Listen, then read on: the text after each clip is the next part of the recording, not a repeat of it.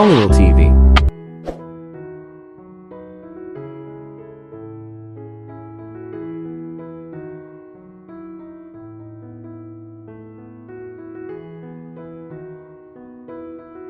Masayang nag-uusap si Rina at Mr. Torres. Si Rosie ay nakaupo lamang sa isang tabi at pinagmamasdan ang dalawa. Bawat sulyap ni Rosie sa matandang Torres ay kakaibang kaba ang nadarama niya sa kanyang dibdib. Ang kilay, ang labi, maging sa mga simpleng pagkilos nito ay pamilyar na pamilyar sa kanya. Parang si Mike. Yumuko si Rosie. Ipinilig ang ulo. Hindi, nasobrahan lamang marahil siya sa imahinasyon. Bubukas ang pintuan ng opisina. Napako roon ang atensyon ni Rosie. Nakita niyang pumasok ang isang may edad na babae. Sosyal ang itsura nito at tipong suplada. Mula sa peking pagkakangiti ay nagbago ang ekspresyon ng mukha nito na tila ba nanlisik ang mga mata. Titig na titig ito sa kanyang ate Rina. Oh, what a pleasant surprise! Sarkastikong wika ng babae. Carmela? Gulat na sabi ni Mr. Torres. Tumaas ang kilay ng aristokratang babae. Akala ko ikaw ang masosurpresa, Armando. Ako pala. Humakbang ang babae na may pangalang Carmela palapit sa kinaroroonan ni Rina. Pinasadahan nito ang huli na nakatutunaw na tingin. So, dumating na pala ang iyong kerida. Pumiksi si Rina. Mrs. Torres, nagkakamali ho kayo. Nakangiti pa rin itong sabi. Hindi ba ikaw yung GRO na kinalolokohan ng asawa ko dati? At ginastusan niya para makapag-Hong Kong? Patuloy na pag-iinsulto nito. Napakaganda mo pala, sexy at mestiza pa. Hindi makakibo si Rina. Si Rosie ay parang napako naman mula sa kinauupuan. Naguguluhan siya sa nangyayari. Carmela, magtigil ka. Galit na pananaway ni Mr. Torres sa asawa. Nakakahiya sa mga bisita ko. Bisita? Malakas na tura nito. At anong sadya ng mga bisita mo? Panibagong business? Monkey business? Naningkit ang mga mata ni Rina. Magdahan-dahan ho kayo ng panililita nyo, Mrs. Torres. Baka makalimutan ko kung nasaan ako at kung sinong kaharap ko. Matatag nitong sabi. Aba, at sinong pinagmamalakihan mo? Ako? Mabilis na nilapitan ni Rosie ang kanyang ate Rina. Hinila niya ito sa braso. Ate, halina. Umalis na tayo. Si Mr. Torres naman ay pigil sa braso ang asawa na unti-unti nang nagwawala. Pasensya na Rina, sa ibang araw na lang tayo mag-usap. Patuloy pa rin sa pagmumura at pagsasalita ng kung ano-ano si Mrs. Torres. Mabuti pa nga'y umalis na tayo.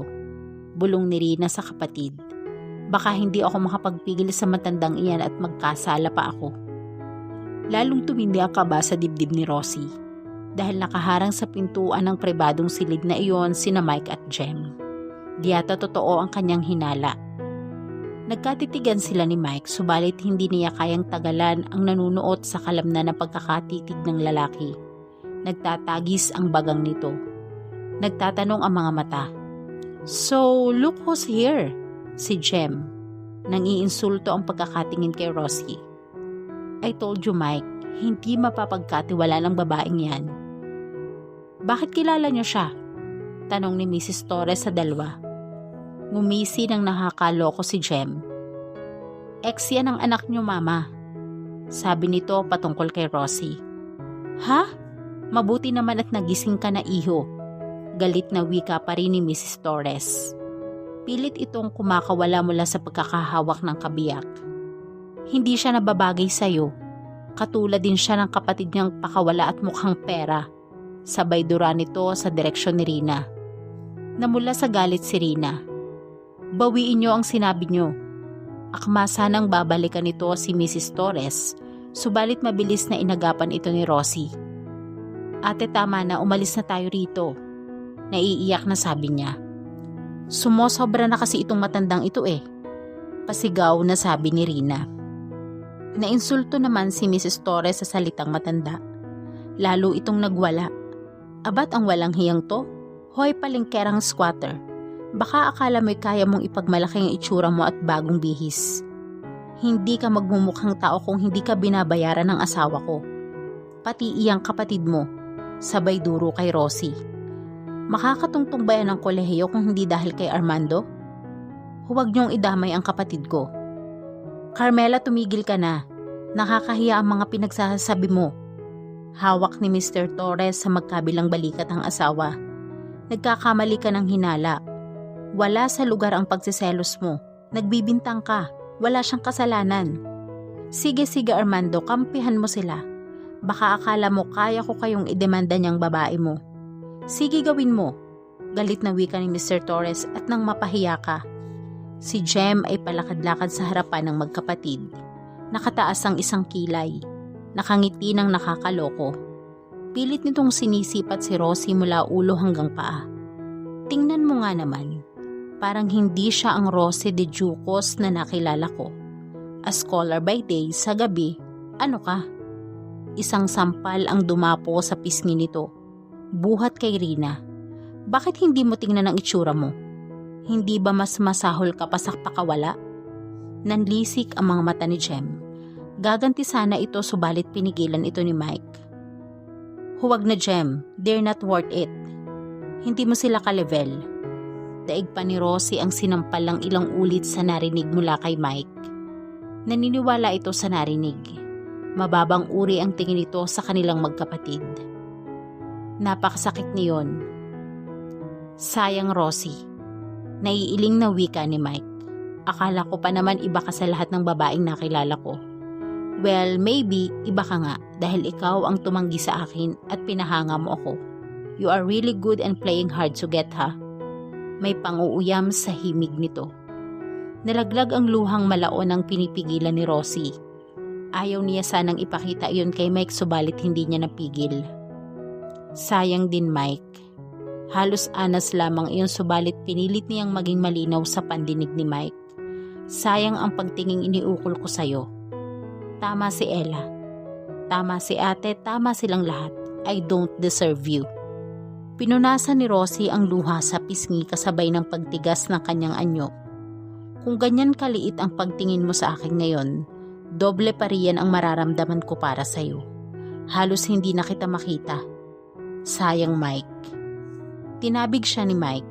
Ibig niyang makalayo sa lugar na iyon at kasabay niyon, ibig niyang makalimot sa lahat ng masasamang nangyari sa buhay niya.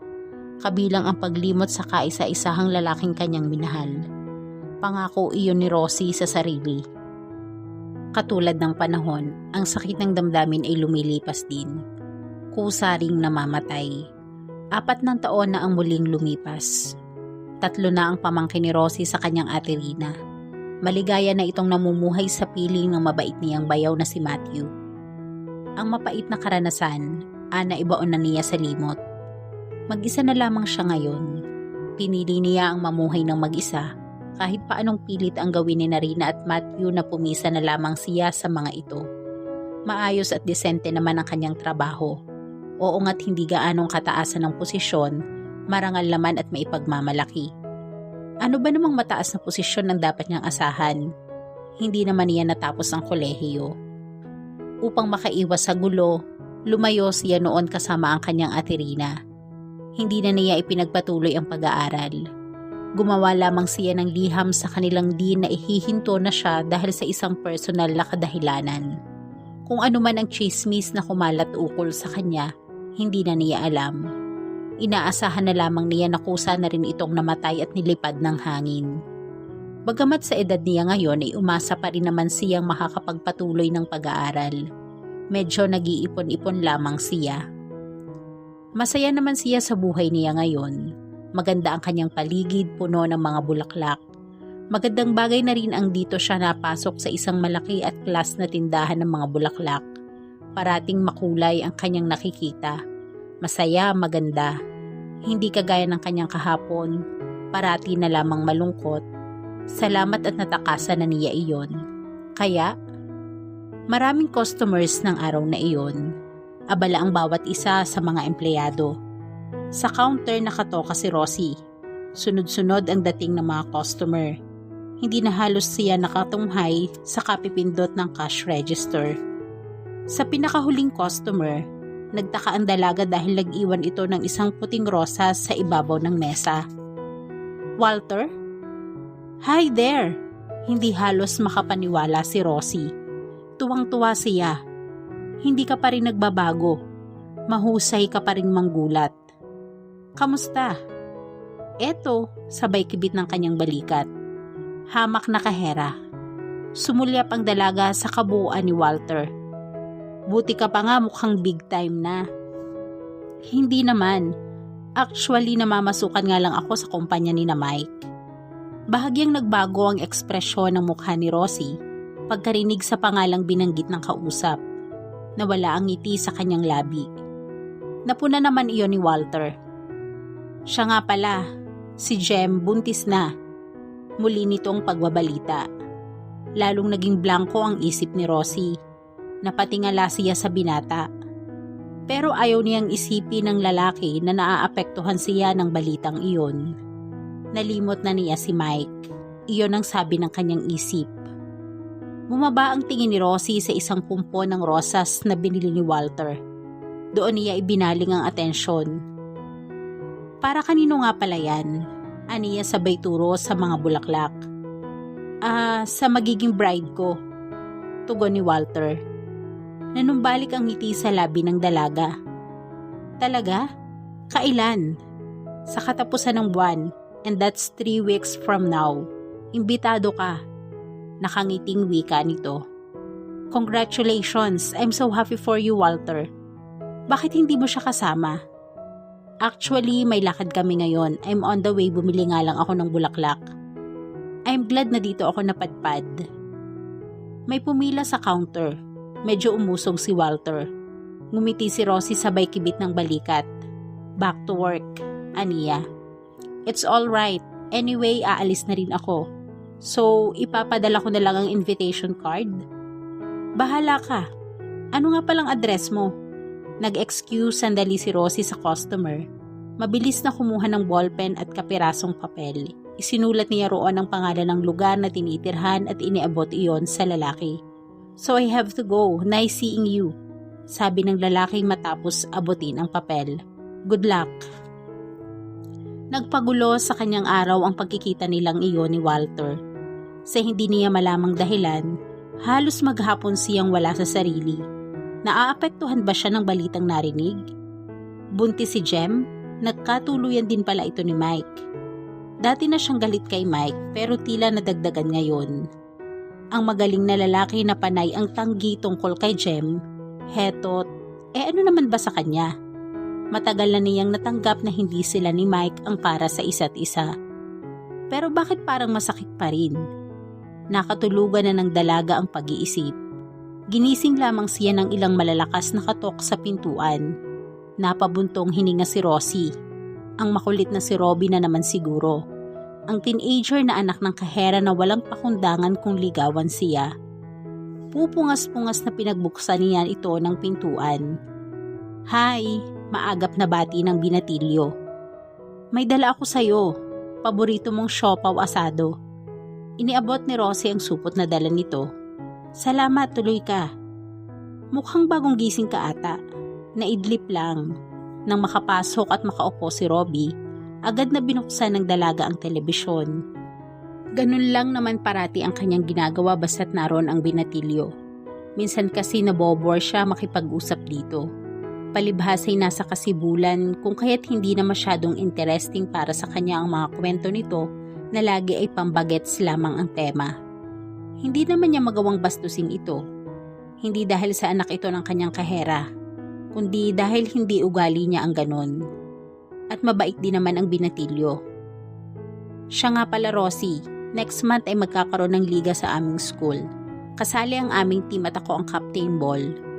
Gusto ko sana ikaw ang aming maging muse. Ako? Napakukunot noo ang dalaga. Bakit naman ako? Ano naman ang masama, maganda ka naman. Pero Robbie, hindi na yata ako bagay para dyan. Natatawang sabi ng dalaga. I'm sure na marami kang schoolmates na mas magaganda at sexy pa kaysa sa akin. Bakit hindi na lamang sila ang kunin mo? Napuna niyang malungkot ang mukha ni Robbie. Yumuko ito. Nagdalang habag naman siya. Ang ibig kong sabihin kahit nung araw nga ay hindi ako nakukuhang muse ng klase man o kahit na anong liga. And that means hindi sapat ang beauty ko. At saka awkward na 'di ba? I will look too matured para sa team ninyo. So why not get a pretty girl your age? Ikaw ang gusto ko. Bakit mo ba ako itinutulak sa iba? May hinampong wika ni Robbie. Napakabata mo pa, Robbie. Hindi na ako bata. 18 na ako. Bata ka pa rin. Naaawang natatawa si Rosie sa kanyang kaharap. Animo kasi batang ibig ng maiyak ni Robbie. Bakit? Wala naman yun sa edad ah. Maybe pero depende sa sitwasyon. Alam mo Robbie, you are very likable. Ang cute-cute mo nga eh. I guess ang daming nagkakakrush sa'yo sa school. Siguro kung magkaedad tayo, why not? Pero ang feeling ko lang sa'yo ay parang batang kapatid lang kita. Paliwanag niya. You're only 18 and I'm turning 25. Hindi ba napakapangit namang tingnan kung lalagyan natin iyon ng mali siya? You understand me, Robbie? Basta mahal kita. Iyon ang nararamdaman ko kaya yun ang susundin ko. Seryosong wika nito. Napahinga ng malalim si Rosie. Siguro kung may boyfriend lamang siya sa mga oras na ito, pinakasalan na niya para tigilan lamang siya ni Robbie. Tumayo si Rosie. Kinusot ang buhok ng binatilyo at nakangiting biniro ito. Iluwa mo yung mata mo, Robbie. Ang dami-dami riyan. Mas maganda, mas sexy kasing edad mo. Kung gusto mo ako ang pipili para sa'yo. Makahulugang sulyap lamang ang itinirgo ni Robbie sa mga sinabi niya. Pamaya-maya'y nagpaalam na ito. Naiiling na inihatid na lamang niya ito ng tingin. In due time, makakatagpo ka rin ng para sa'yo, Robbie.